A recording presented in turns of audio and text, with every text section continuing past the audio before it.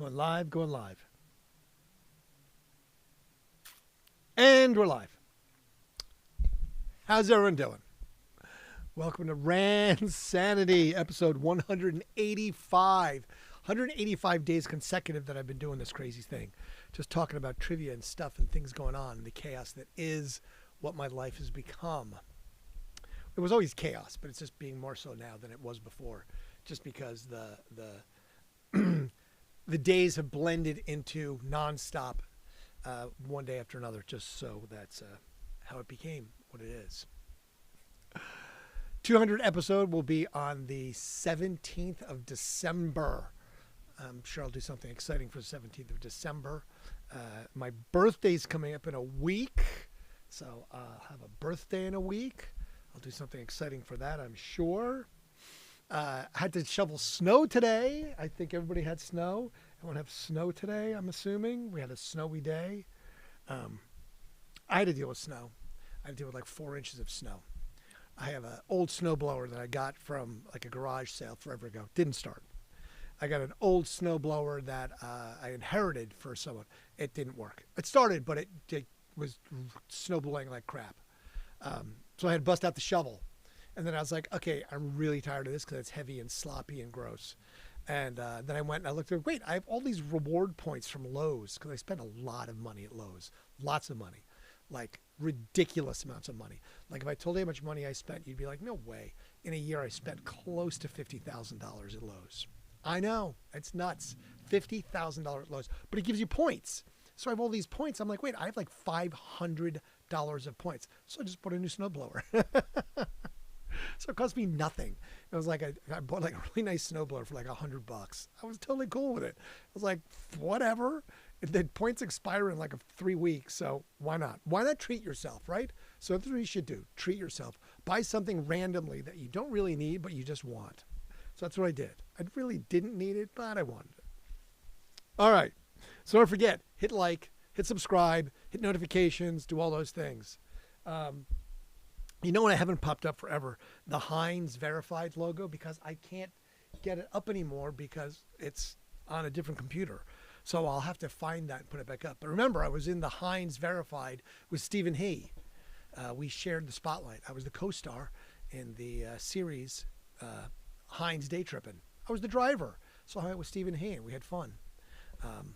We'll get those back up. I'll get that video back up. I just got to find the computer that works. Because this one sucks, apparently. All right, anyway. So let's see what went on today. Started up in 1957.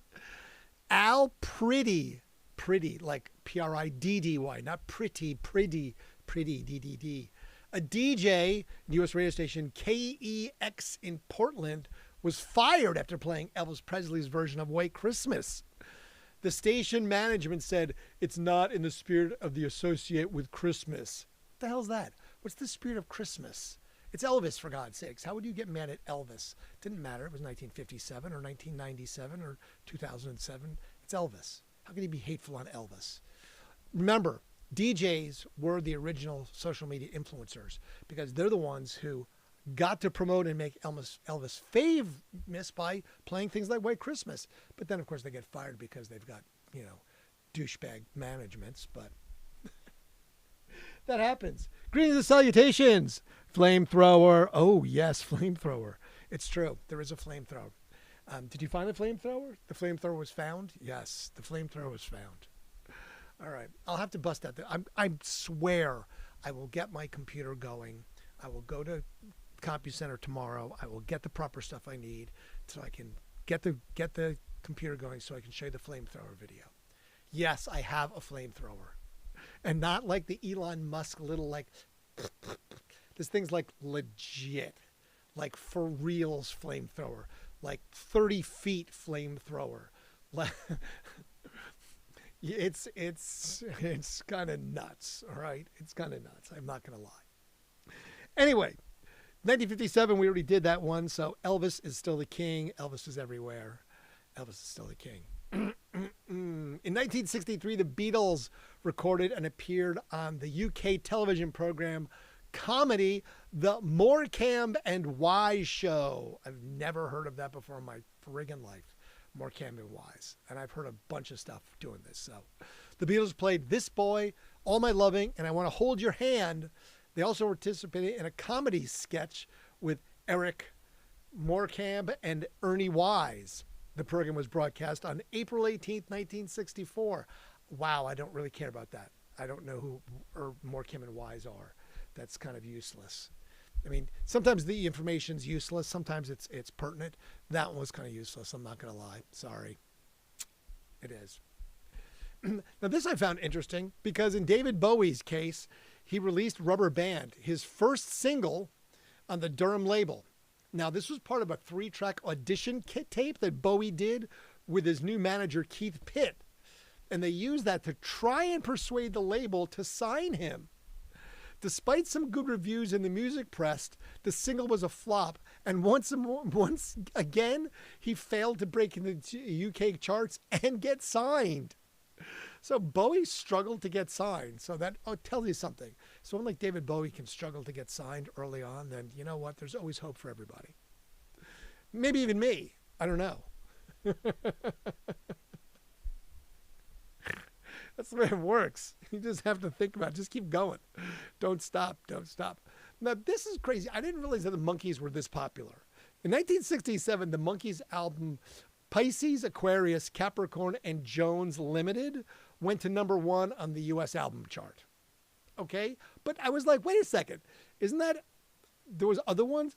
It was their 4th album to sell over 1 million copies following the Monkees, More of the Monkees, and Headquarters. So they've got 4 albums that all sold over 1 million copies. I mean, they were a made-up band. They were like a boy band original from 1967. That's crazy that they are a made-up band like the Archies and like the Partridge Family, but they literally sold millions of copies. No counting for taste, I guess. I mean, don't get me wrong. Monkees are great, but still, this is kind of effed a little bit, I think. Now, this is kind of crazy. I talked about this once before.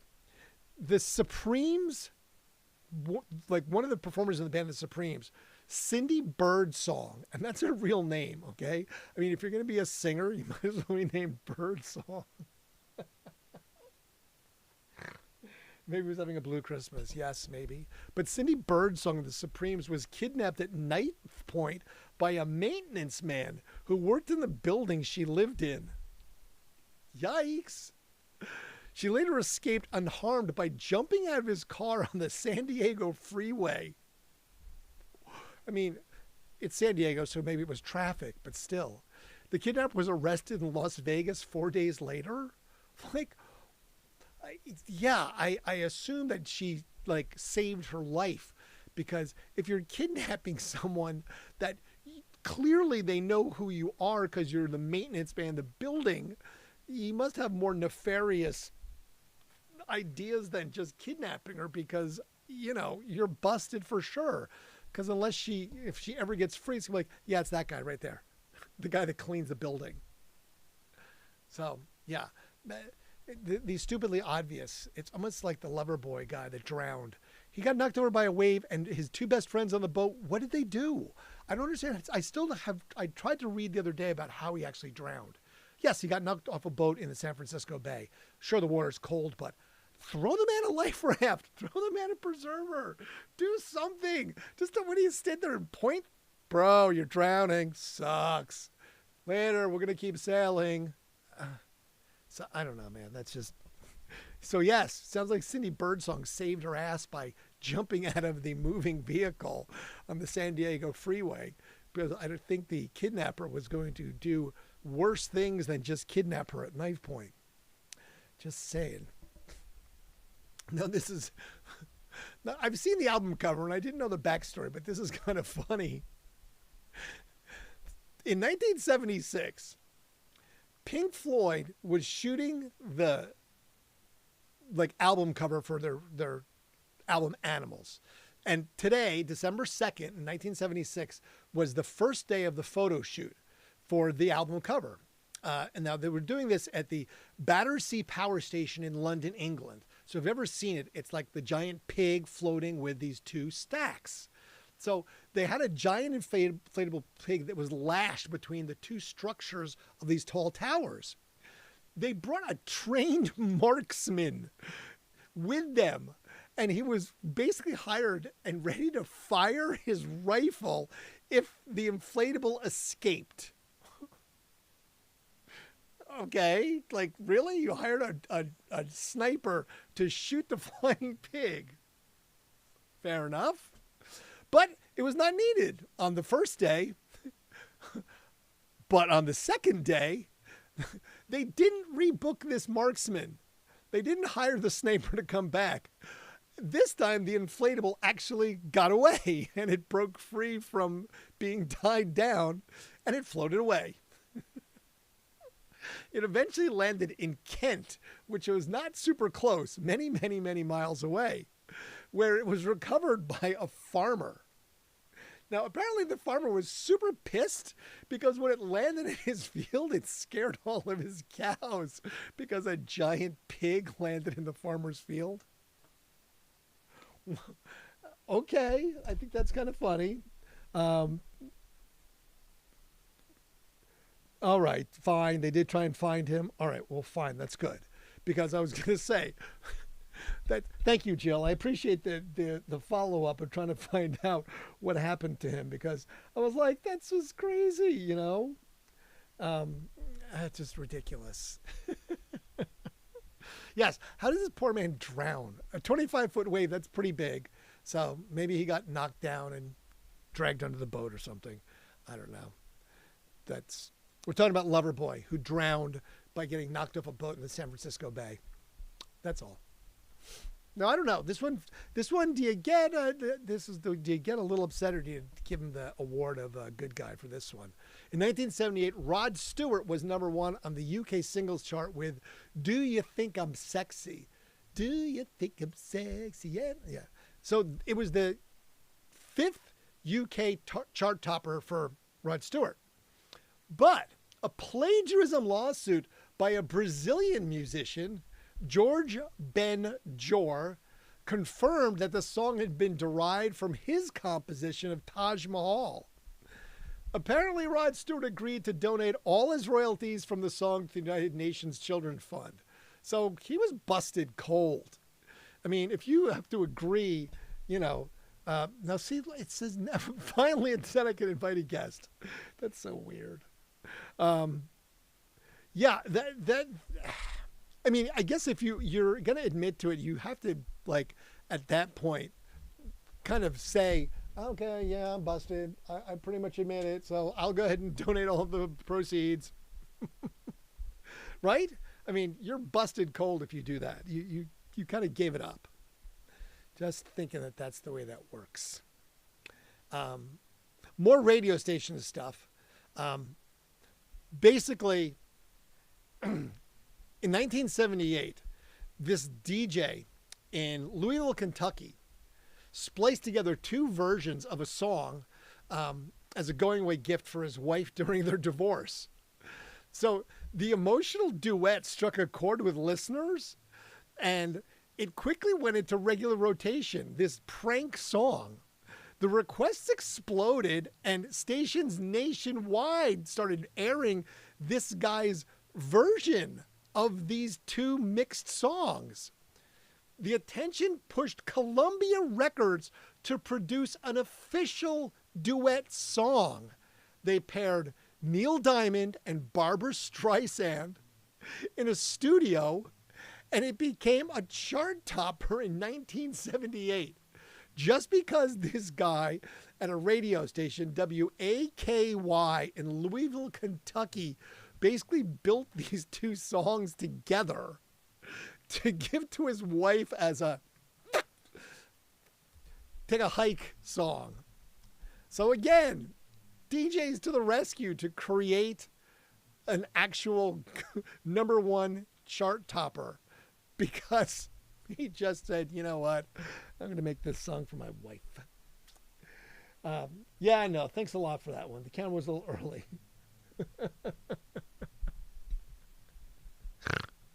I'm busted on that one. I totally get it. I do. All right.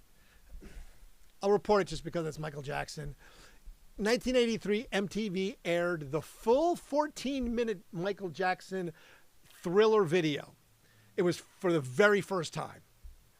It's regarded as the most influential pop music video of all time. In 2009, the video was inducted into the National Film Registry of the Library of Congress, and it's the first music video to ever receive the honor for being culturally, historically, and aesthetically significant. Okay, I guess that makes it work, right? 1995, Mariah Carey went to #1 on the U.S. singles chart with her duet with Boyz II Men, One Sweet Day. It made Miss Carey the first artist in history to have 2 consecutive singles debut at #1, Fantasy being her first. There you go, Mariah Carey. Now this is, you know, where do you take this stuff? In 2000, thieves broke into the London home of Madonna that she shared with Guy Ritchie. The thieves forced their way through a basement door, then took a set of car keys before loading up Guy Ritchie's car with some of the couple's possessions and driving off. I mean, yeah, you get your shit stolen is bad enough, but to get your shit stolen in your stolen car that they drive off with, that makes it worse. I will say that's one level of suck above just having your shit stolen. Then having your car stolen with your shit in it. Oh, Bats, what up? Zucchini capital of the world. UT Bobbert. Love that. It's Obets, baby. It's the zucchini capital of the world. It is. It is the zucchini capital of the world. So if you like zucchinis, they probably came from Obets, Ohio. Just saying. All right. Now, this one I had to read up on. I had to expound on it. And that's what the picture was tonight. So, all right. In 2002, on December 2nd, Liam Gallagher experienced one of the most chaotic nights of his career at Munich's 5-star Berechirhof Hotel. Okay? What started out as a normal night ended with Liam losing his 2 front teeth, spending 2 hours in German jail, and possibly facing 2 years in jail. So, apparently, what went on, I mean, again, 2 front teeth knocked out. He had to get stitches as well. So, the trouble began when a fight broke out between Oasis members. Of course it did, right? Why wouldn't it? And they got shoved into a group of Italian guests at this luxury hotel. I guess these guys, you know, it was a group of Italians sitting at a table, and Oasis got into a brawl. Now, according to the Munich police, one of the band members was shoved and fell onto the table occupied by these 5 Italian people. I guess there were 5 Italian guys. And chaos erupted. A brawl ensued. And then when 20 armed police officers arrived near 2 a.m. in the morning to break up the fight, one police officer was on the floor attempting to handcuff someone that was involved in the fight. Now, that's when an extremely drunk, quotations, extremely drunk Gallagher rushed forward and kicked the cop in the chest with considerable force, the police reported. So basically, he just kung fu this cop like, hiya, and kicked this cop in the chest while he was arresting somebody. Well, obviously then the cops jumped on Gallagher, and 2 of them struggled to wrestle him down and handcuff him. And that's when he lost his 2 front teeth. Now, there's reports where he basically said they pulled out his front teeth, which I was like, what? I mean, the German police said, no, we didn't pull out his front teeth. Like, what the hell? But Gallagher insisted that they pulled out his front teeth with pliers. I was like, okay, how drunk were you? I just really want to know that. So anyway, Gallagher got his face pretty beat up and he lost a couple of teeth, his front teeth. Now, Alan White, the band's drummer, Phil Smith, the tour DJ, and 2 security staff were also arrested. One of the security guards had to be admitted to the hospital. He was so badly hurt. I mean, I'm just like, it just makes me laugh because we were just talking about Gallagher last night. Like, hey, look, it's a story about Liam Gallagher that doesn't involve jail or fighting in bars. And of course, tonight I'm reporting about him fighting in bars. All right. So they were all charged with assault, criminal damage, resisting arrest, okay? And on top of that, breach of peace, okay? They were bailed out for $250,000 because they took this some serious shit for assaulting a cop.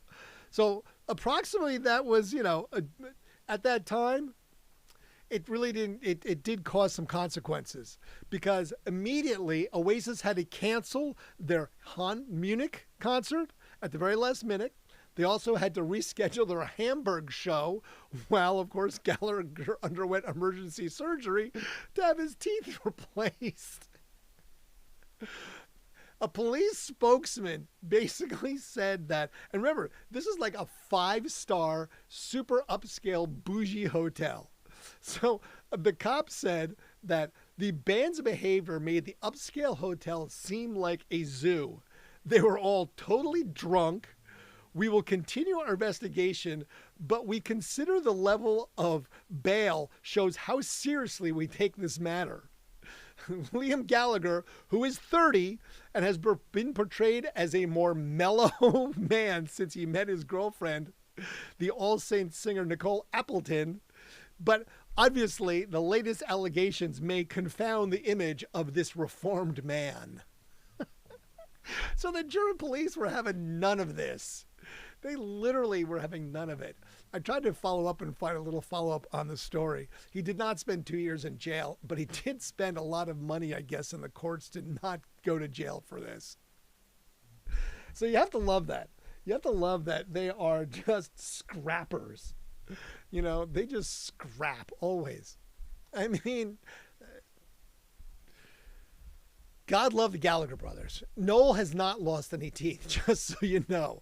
I did check to make sure. I was like, well, did Noel lose any teeth? No, it's Liam.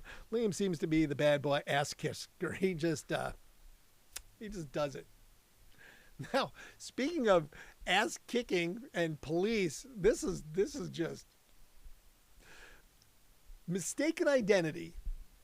So in 2003, Justin Hawkins, who's the singer from the band The Darkness, he was held for 2 hours at the JFK airport in New York after the police mistook him for a wanted man with the same name and looks. I mean, how do you... Justin Hawkins, we're looking for Justin Hawkins. He looks just like you. You're under arrest. They only agreed to let him go after Justin's fiance and manager produced a tour schedule to prove he was in England on July 4th when this supposed crime was committed.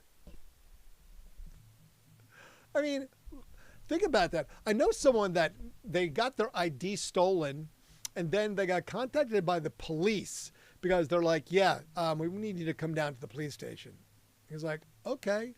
And then when he went down, they're like, yeah, you're going to be arrested. It's like, for what? Well, for this crime. And he's like, I wasn't anywhere near that crime. What are you talking about? Well, we found your ID. He's like, okay. It's like, I'm right here. How did I? So they were really going to throw the book at him. And he had to get a lawyer and everything to prove that, look, that wasn't me. Someone stole my ID and you arrested this guy that was, or whatever that happened. It wasn't me. So yeah, those things happen for real. It's not exactly common, but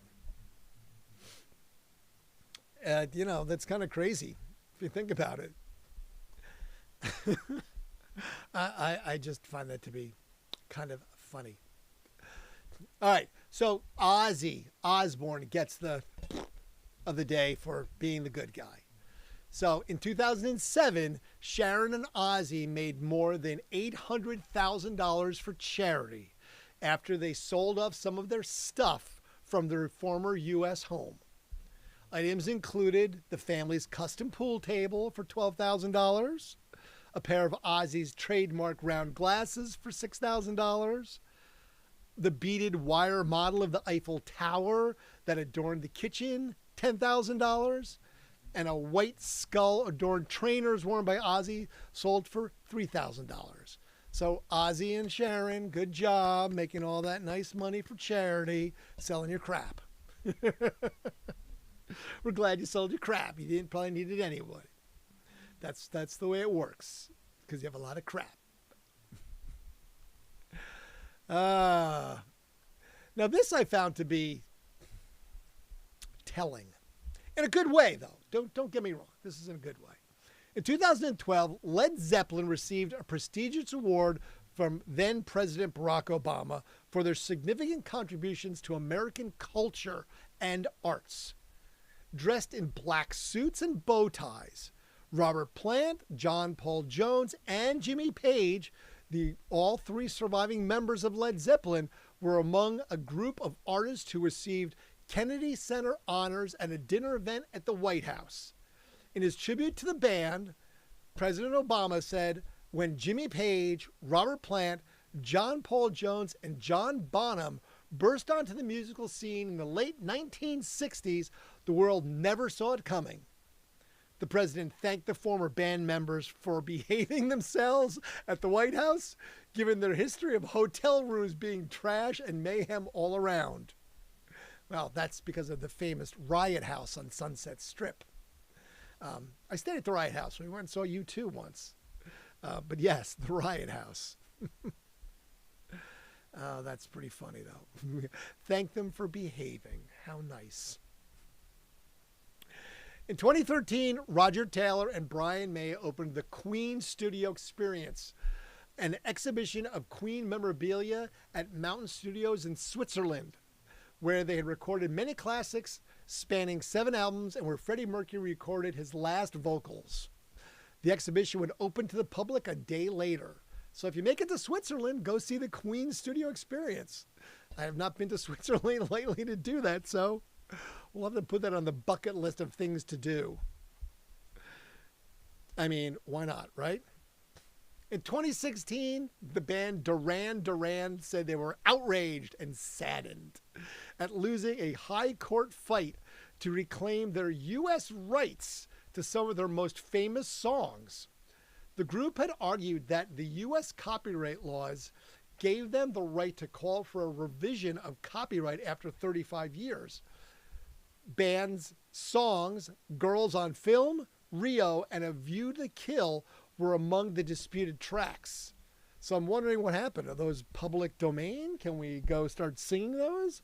Should we play those? I mean, what's that mean for me? I'm just curious.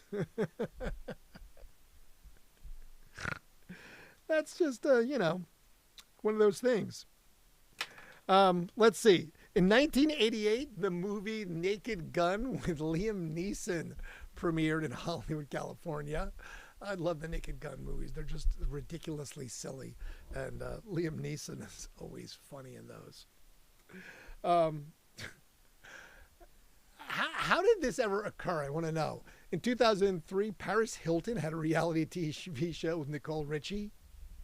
The Simple Life. It premiered on Fox TV. I think I watched like one episode. I was like, what the fuck is this? And why is this on TV?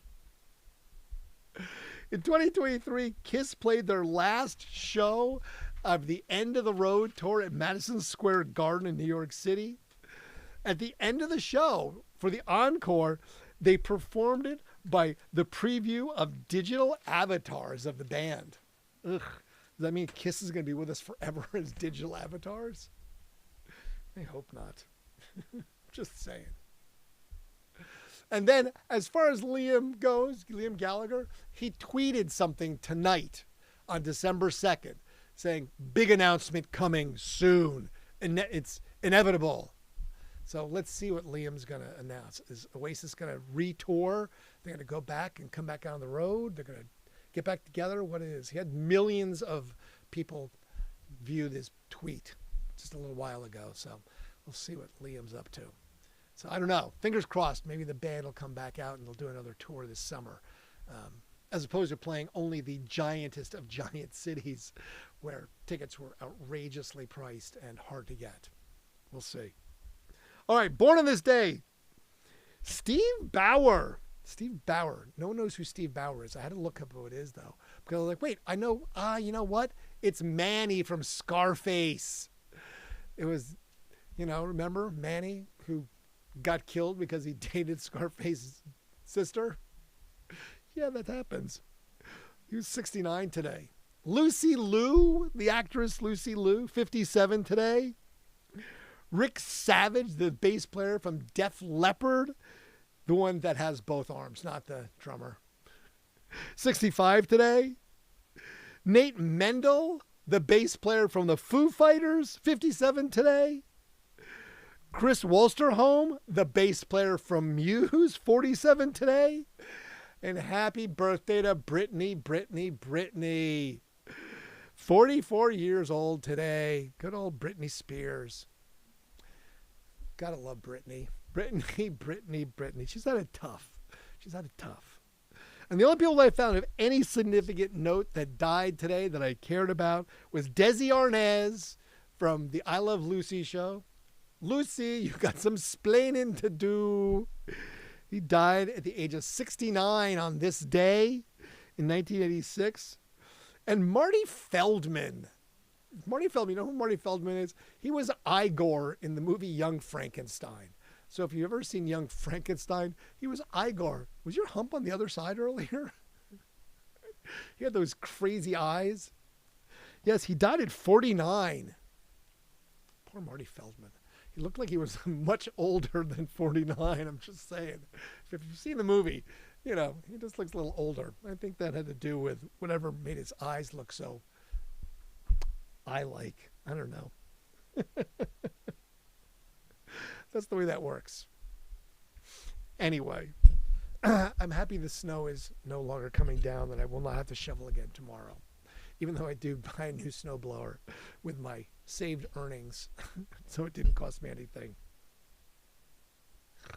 I was happy for that, to say the very least. So does anybody know what the Liam Gallagher announcement's going to be? I'm curious. What's our guesses? Anything? What we have an idea of what it's going to be? I don't know. I want to know. Inquiring minds want to know, what is Liam Gallagher going to tell us? I mean, it could be that they're going to go back on tour. That's the only thing I can think. What else would it be? I mean, you tell me. What do you think Liam Gallagher is going to tell us? There's no other reason to say anything else other than we're going on tour or we're breaking up forever. I can't imagine there's anything that Liam Gallagher has to say that's that important other than the band is back. That's my hope. The band is back. As opposed to getting arrested in German police stations and getting your teeth knocked out, fighting with a bunch of Italian guys. Oh, man. What can I tell you? All right. Did we smash likes? Did anybody smash likes tonight? I didn't see anybody smashing my likes. I can't tell. Why is my computer doing this? It happens. What can I say? Likes. I don't see likes. I see how it is. Nobody loves me.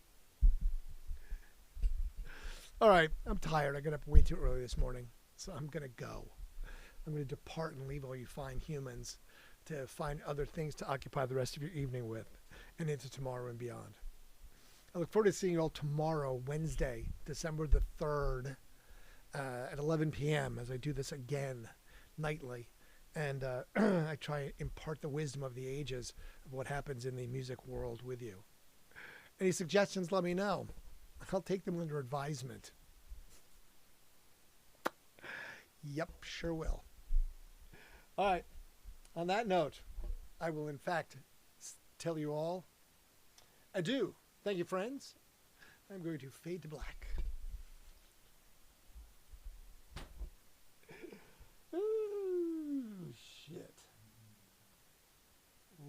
am I doing?